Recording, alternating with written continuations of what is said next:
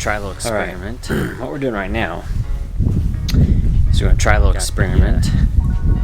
Pull the van off the street because I don't really want to leave it on the street forever. First off, the neighbors don't like it. Pull the van off the street. There's where I don't really want to leave it on the street forever. First off, the neighbors don't like it. It's not going to be this way permanently right now. There's where no needs to be pad or gravel, but it's not going to be this way permanently right now because I have no pad or gravel. And theoretically, put it next to the house. And theoretically, it almost seems like, or because I could plug it in right here, I could leave all the carts and everything, well, camera cart, whatnot, in there, and just run power to it and have everything charging. You can't see my face. Watch this. Window light. So leave everything in the van charging without having to roll it out every night. So I'm just kind of playing with the positioning, see how it felt. And then price out some kind of cement pad or gravel or something. But right now what I want to do is pull the camera cart off and extract all the rental stuff and all the batteries and everything that goes with the Shogun and the other wireless kit. Follow focus. I know it's crazy windy, so there's a helicopter. That's what I'm gonna do now. One Cinegears kit with all the peripherals. Check. Second follow focus, all accounted for. Check, this one's mine. Look how freaking huge this thing is. I think I might need to upgrade pretty soon. That's ginormous. And it's been really kind of finicky. But it's all here. So, check. And now we have the 2 receiver, 1 transmitter, Triton HDMI wireless kit. Chargers, batteries. These little suckers took some time to find. The batteries are all over the place. But check. All right, everybody. So I want to just do a quick little call out. I want to talk about, as I was putting away the Shogun, people have been saying, hey, it's too bad that the Atomos Shogun can't record 4K yet. Otherwise, we could have a high capacity recorder for the Blackmagic cameras.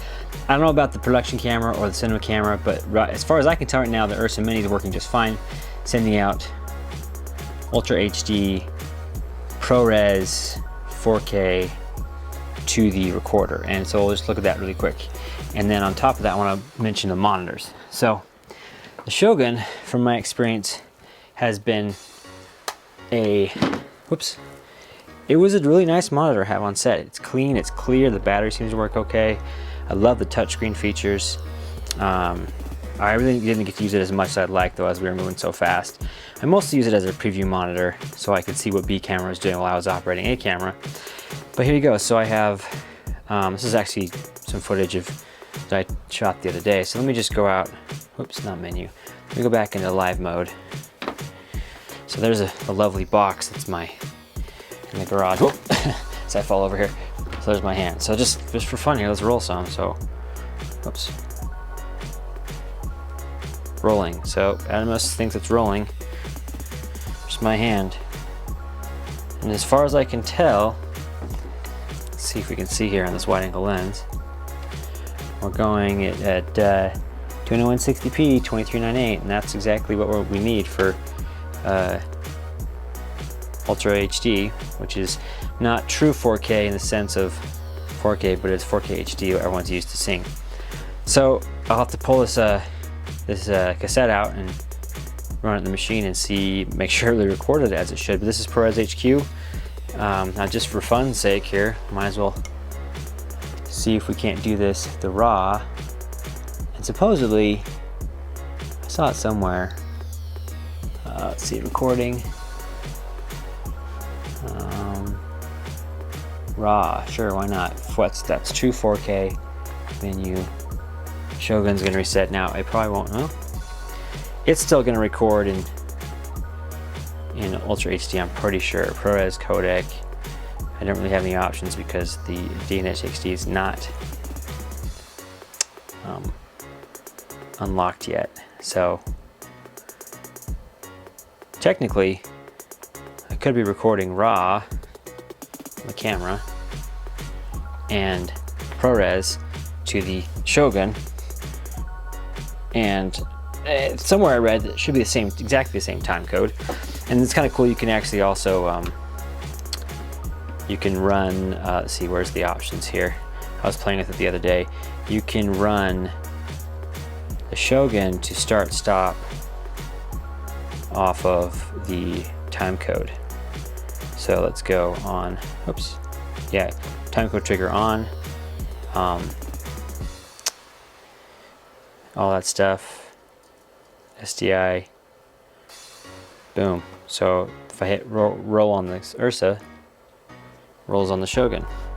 So you should have matching files. The time code, I don't believe will match though, because I don't think we're jamming anything yet. That's gonna be something in the future to look at and talk about. But, so there you go. So I'll pull this out and look at it before we're done here and see if the Shogun really is recording 4K from the URSA Mini, which would be pretty sweet. Here's the other thing I wanted to address and talk about and ask you guys. On these Blackmagic cameras, I've always felt like that the LCDs come across really green, and it stood out quite a bit as I'm looking at the Shogun here. So I'm going to go back to playback, just so it's not a picture of the garage. But let's see here. I probably need to go back to ProRes on the camera, so it plays back the ProRes files. Because I found it only plays back the same files that's in the same mode. All right, so menu. So there we go. Going into playback here, and here's of my kids from the one of the baby. Okay, so I don't know if you can see on the GH4 here, but I'm gonna pull this off the tripod. There we go. White balance is looking to be all ski-wumpus, so let me try this. Okay, there's the baby. Oh, there's the baby on the Blackmagic camera. There she is on the Shogun. You can kind of tell, I guess, on the camera here, but this is a much truer skin tones and wall cones. If you look at that wall back there, see how much greener that is? Even in the camera, you can kind of see that. And I felt like, even on the pocket camera, or especially in the pocket camera, that's where I saw it the most, it comes across really green. So I think there's some monitor calibration things that need to be looked at. Yeah, just for fun. This is gonna come across, whoops, really green. I'm gonna go back, I'm gonna come out of playback mode, go back to the garage here. So this feels like super green to me compared to this. Look at that, huge difference. And I can really understand that this is a really crappy fluorescent fixture.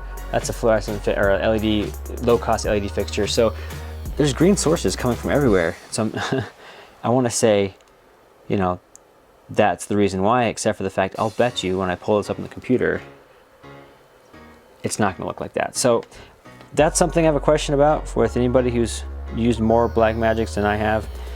Is there a monitor calibration we can do? Now, one thing I can do, oops, is let's just jump into settings, display. I'm gonna crank up the brightness a little bit because this is a little bit funky, because even if I create the brightness on here, because I feel like the Shogun is brighter, but it just could be because it is brighter, but it's not showing an accurate display of what. Okay, so there's a Shogun, there's the URSA. Yeah, it's a little brighter. I think we need to throw up some chip charts and maybe some bars and tone. Not that you need tone, but throw up some bars and do a little calibration, brightness calibration to get an accurate thing. Because obviously you want to be exposing via your meters and your histograms and false color, but it can throw you off if you're in a hurry and you're just glancing at things, you're looking at things, you're going, man, this feels super dark, super light, etc., etc. So I'm gonna get back to putting this stuff away, but I just wanted to pop that in there really quick and do that quick test. My only gripe with the Shogun was that it was not being very cooperative with connected to the wireless. We slowed us down a lot the other day when we were going from the camera to the Shogun to the HDMI, which I put away, wireless transmitter to the receiver. We kept having the director, we go sitting there. Now you can see how green it is, guys. Look, green, not green, green, not green. That's bizarre to me. And that's why I feel like the pocket camera still had a really super green LCD. Anyway, back to what I was saying. What was I saying?